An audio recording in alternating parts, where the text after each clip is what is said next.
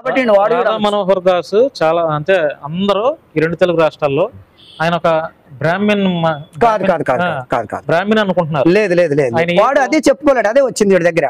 ఇప్పుడు వాడు అదే వచ్చింది. మొన్న ఈ మధ్య ఏదో ఇంటర్వ్యూలో మీ పేరేంటి, మీ ఫ్యామిలీ బ్యాక్గ్రౌండ్ ఏంటంటే నేను మంచోడిని, నేను అందరికీ కావాల్సిన ఈడెవరికి కావాలి?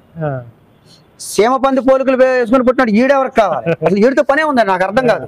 నేను అందరికి కావాల్సిన వాడిని, నేను అందరి వాడిని, అది దేనికి ఈడు అందరికి? ఏ కులం అన్నా రాధా మనోహర్ దాస్?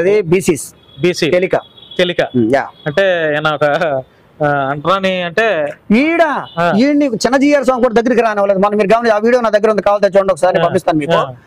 కనీసం దగ్గర కూడా చాలా మంది రాధా మనోహర్ దాస్ బ్రాహ్మణ్ అనుకుంటున్నారు. కాదు లేదు, క్షత్రియుడు వైశ్యుడు ఏమి లేదు అసలు. అంటే బీసీలో తెలిక కులం. ఎస్, ఈడు ఒకప్పుడు అంటరానోడే, ఇప్పుడు కూడా అంటరానోడే. ఇప్పుడు చిన్న జీఆర్ దగ్గరికి రానివ్వలేదంటే అంటరానోడేగా ఈడు. అవును, వాస్తవం మాట్లాడుతాం.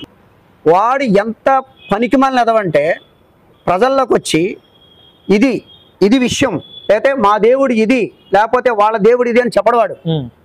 కేవలం ఒక మతం మీద బురద జల్లేసి అక్కడ అందరితో చప్పట్లు కొట్టించేసుకొని వెళ్ళిపోతాడు తప్ప అక్కడ ఎవరన్నా క్వశ్చన్ చేస్తే కానీ అన్నీ పారిపోతాడు అక్కడ నుండి. నేనైతే వాడు స్కూల్లో ఎస్పీఎల్, నేను 6th క్లాస్ చదువుతున్నాడు, నాకు మోస్ట్ సీనియర్. ఎస్, వాడు నాకు మోస్ట్ సీనియర్. వాళ్ళ తమ్ముడు నాకు సీనియర్, వాళ్ళ చెల్లి నా క్లాస్మేట్. సో మేమందరం కూడా ఒకే స్కూల్లో చదువుకున్నాం. ఇందులో మాత్రం షూర్ అనమాట, కాదనడానికి లేదు. ఒకే స్కూలు, ఒకే ఊరు. ఎందుకని రాధా మనోహర్ దాస్ ఇప్పటివరకు పెళ్లి ఎందుకు చేసుకోలేదు? వాడిని ఎవరు చేసుకుంటారు? వాడు అడ్డగాడిదలాగా తిరుగుతూ ఉంటాడు. రెండోది ఆడి చీరలు కట్టుకుని తిరుగుతూ ఉంటారు, మీరు గమనించారో లేదు? వాడు బట్టలు వేసుకోడాడు, చీరలు కట్టుకు తిరుగుతాడు.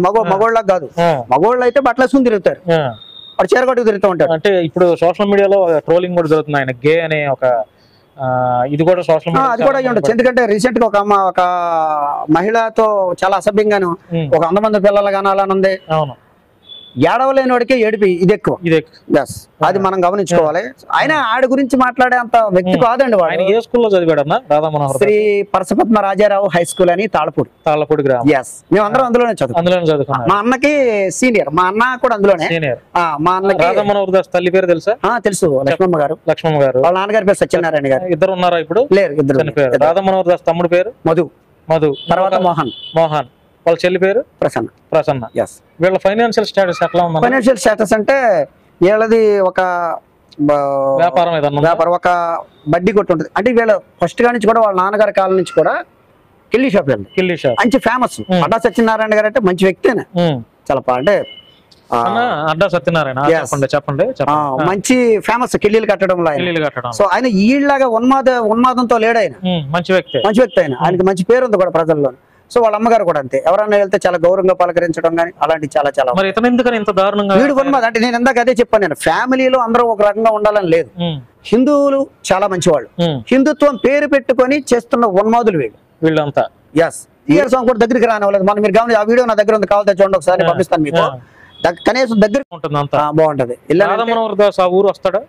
వాడు వచ్చి కనపడ్డా ఎవరికి కనపడ్డా వెళ్ళిపోతా ఉంటాడు. ఎందుకంటే ఎవరిని కనపడ్డా ఎవరు మాట్లాడారు, చీ అంటారు. అసలు స్టార్టింగ్ లో కూడా స్కూల్లో ఉన్నప్పుడు కూడా తేడా అనేవారు. స్కూల్లో నేను అప్పుడు బాగా చిన్న అయినా నాకు బాగా తెలుసు. అంటే ఆయన 10th అప్పుడు మీరు 6th క్లాస్ అంటే బాగా పరిచయాలు. ఎందుకంటే తేడా అంటే ఎట్లా అంటే చేష్టలు ఉండేవి. ఇప్పుడు కూడా అలాగే ఉంటాడు, మీరు గమనించారో లేదో? ఇప్పుడు కూడా నడక గాని ఆడు చీర కట్టుకుని తిరుగుతాడే, అదే మీకు ఆనవాళ్ళు. విషయం ఏంటంటే మొన్న ఒక ఆయన అడిగారు ఇదే విషయంలో, మొన్న మీరు ఆడు అంటున్నారు కదా, గురువు గారిని గౌరవించాలంటే ఆడేమి నేర్పాడని గురువు నాకే కాదు మీకు పోనీ ఏమి నేర్పారు? మీకొద్దు ఆడు చెప్పే వింటా ఉంటారు కదా అమాయపుకు హిందువులు ఉంటారు కదా, ఆ సోదరులకు వీడేమి నేర్పుతున్నాడు? ఏం నేర్పుతున్నాడు అంటే క్రైస్తవంపై బురద జల్లడం, విద్వేషాలు రేపుతున్నాడు తప్ప వాడు గురువుగా అవ్వాలంటే వాడు ఏదైనా చెప్పాలి, నేర్పించాలి. శ్రీకృష్ణుడు మంచోడు, గొప్పోడు, ఇలా చేశాడు అని, రాముడు గొప్పోడు, ఇలా అని చెప్పుకోవాలి. కానీ ఎంతసేపు మత ఉన్మాదం నేర్పితే గురువు ఎలాగవుతాడు? వీడు దుర్మార్గుడు, పనికిమాలినోడు అవుతాడు. కానీ సో